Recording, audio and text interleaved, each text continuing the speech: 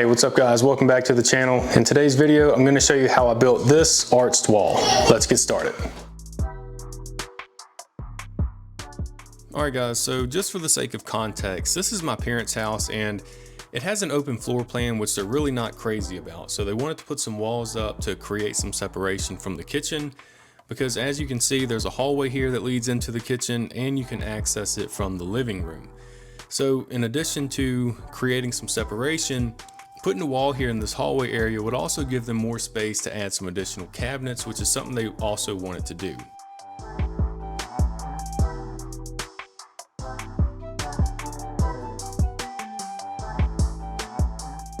So what I'm doing here is laying out where my walls and cabinets are going to go and then cutting out the laminate flooring.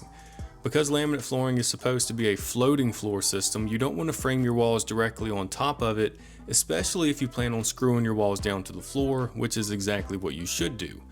So in order to make these cuts, I just used a circular saw and an oscillating tool.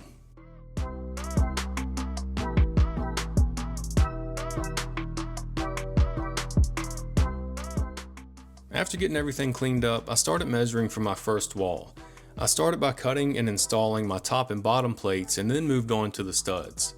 Now if you're working in a large open area, sometimes it's easier to frame your walls on the ground and then stand them up, but given the space restraints I had here, it was just easier to frame these walls in place.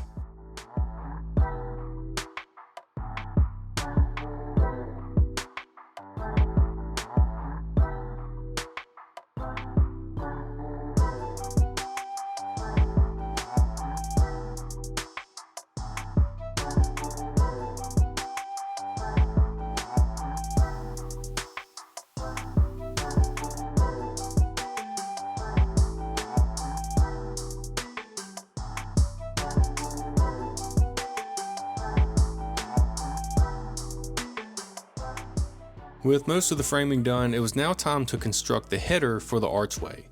The archway was about 4 feet wide and 8 foot tall, and I framed this header just like I would have done if an actual door was going here. So as you can see, I have a king stud which spans the entire height of the wall. I have jack studs next to those which stop at about 8 feet, and then I'll put my cripple studs in, which are the short ones directly above where the arch will go. Before I could install the template for my arch, I needed something to nail it to. So I ripped down some 2x4 material to about 2.5 inches wide. That way when I install the template that I'll make for the arch, which is made from 7/16 OSB, it'll sit flush with the rest of the framing, which you'll see in just a moment.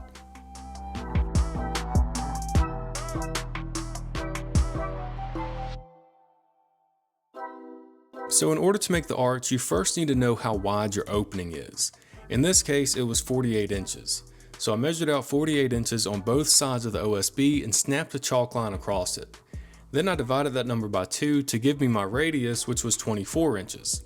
I measured over 24 inches at the bottom of the OSB and screwed in a piece of scrap 1x material, which I cut to about 25 inches long, leaving me 1 inch hanging off the bottom. Next, I put my pencil at the edge of the 1x material and rotated it around, making a perfect outline for me to cut. After this, I cut the OSB to height and then used this piece as a template for the second piece.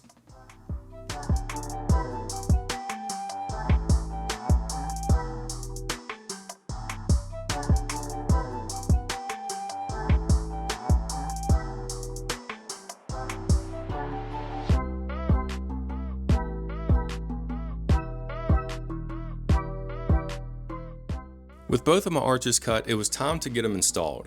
I secured the first piece by nailing it to that nailing strip we just talked about, and then I put in 2 more nailing strips, one on each side of the arch to give me something else to attach them to. After I got both pieces secured, I cut and installed some blocking to go in between the arches. These blocks would be what my drywall would be screwed into, and the more blocks you have here, the easier it's going to be to get that drywall to take the shape of your arch.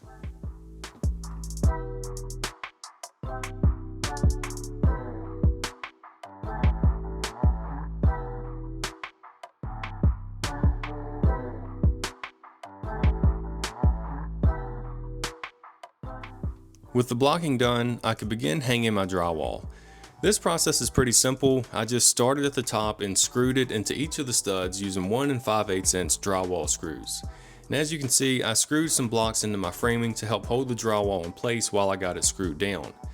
Now, one thing to keep in mind here is that you don't want to drive your screws in too far. If you do and you rip the paper on the face of the drywall, you won't have as much holding strength and you'll have deeper holes to fill. So you want your screws to be just below the surface of the drywall.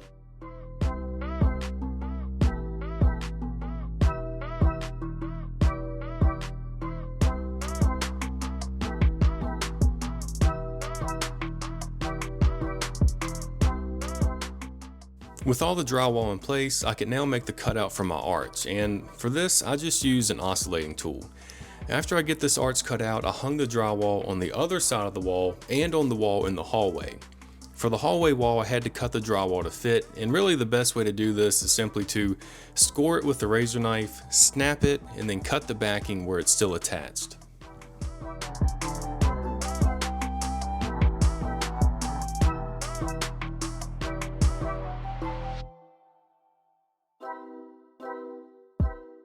Next, I needed to attach the drywall in the arch, so I cut a strip of drywall long enough to span the entire arch, and then I scored the back side of it every few inches. This would allow the drywall to take the shape of the arch more easily.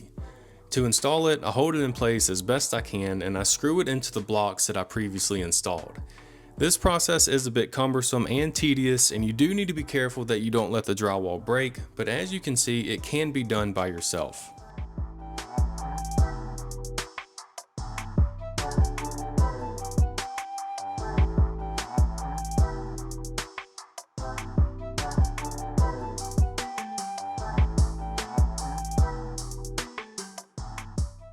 Next, I installed the rest of the drywall in the archway and I put on the corner beads. Now for the arch itself, you'll need a vinyl corner bead which is made specifically for arches, which I was able to find at Home Depot. And you'll want to make sure that you install a vinyl corner bead on the rest of the outside corners just to make sure your corner profiles are consistent. Now to install these corner beads, I simply attach them using staples, but you can opt to use a spray adhesive if you prefer.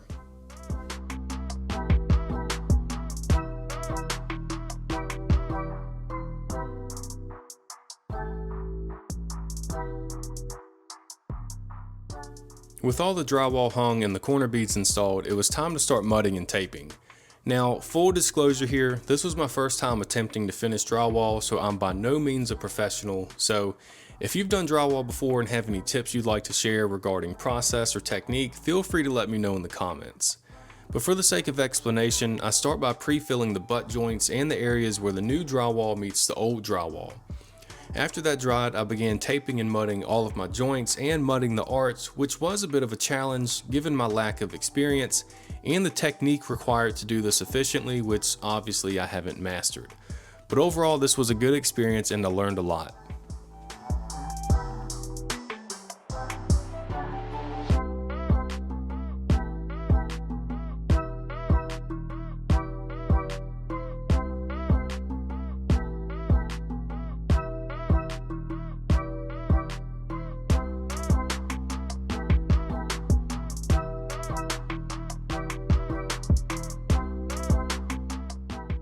With all the mudding done, it was time to start sanding.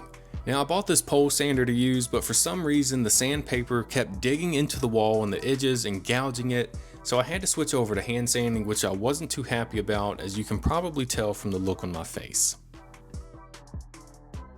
Now I have an orbital sander that I could have used, but the mess it would have made just didn't justify its use. In fact, dust ended up all throughout the house just from hand sanding this, so definitely expect a mess when it comes to the sanding portion, unless you have a drywall sander with a dust management system. After the sanding and cleanup was finished, my work was done. My parents were going to take care of the painting, and I'd install a new baseboard later on when we go to replace the floors. As for the finished product, it definitely gives them the separation that they wanted, and it adds a lot of character to the house. You just don't see a lot of homes these days with archways in them. So if you guys like this video, please give it a thumbs up, subscribe to the channel, and hit the notification bell so you can be notified anytime I upload a new video. If you have any questions, feel free to leave them in the comments below, and until next time, take care and God bless.